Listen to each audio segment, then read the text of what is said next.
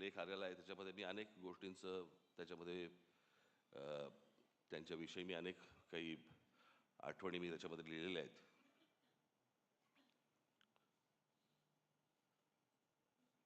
खरं तर त्या व्यक्तीला कसं पाहायचं हे अनेकदा माझ्यासमोर किंवा त्या व्यक्तीला कसं मांडायचं हे माझ्यासमोर अनेकदा प्रश्न उभे राहतात.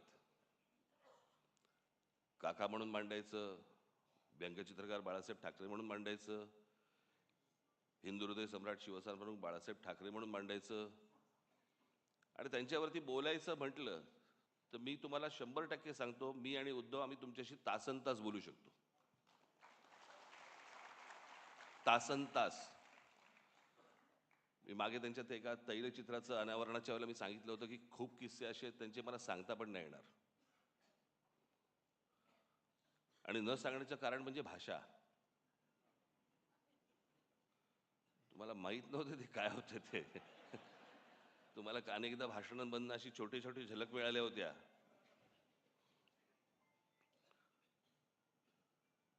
बट मी आजच ती गोष्ट माझ्या लेखामध्ये मी नमूद केलेली आहे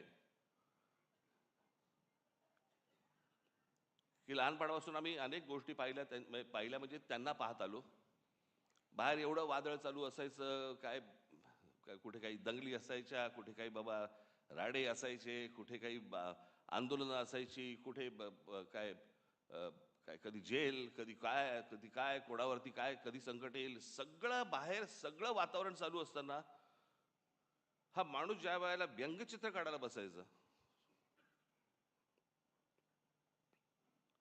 त्या व्यंगचित्रामध्ये मला आजपर्यंत मी इतक्या गोष्टी पाहिल्या त्यांच्या इतक्या बारकाईने मला कधी कुठचं मार्काम नाही दिसलं की बाहेर इतका गोंधळ सुरू आहे आता काहीतरी झटपट आटपा काहीतरी व्यंगचित्र काढा आणि द्या प्रिंटिंगला.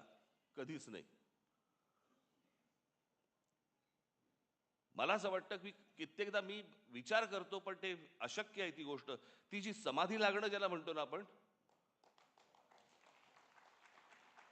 मला असं वाटतं अनेकदा लोकांना असं वाटत असेल त्यावेळेला, अरे एवढं सगळं बाहेर चालू आणि हा माणूस काय व्यंगचित्र काय करतोय. ती व्यंगचित्र नव्हती नुसती, ती त्या माणसाची समाधी होती. त्या समाधीत तल्लीन होणं ज्याला म्हणतो ना आपण, आणि त्या एकाग्रतेतनं त्या सगळ्या गोष्टी करणं. कुठेही पेन्सिल नाही हल्ली का, ब्रश नाही हल्ला का, कुठे बाबा त्याच्यातला विनोद नाही हल्ला. म्हणजे बाहेर एवढं सगळं वातावरण असताना त्या व्यंगचित्रातला विनोदही नाही कधी हल्ला. मी मागे एकदा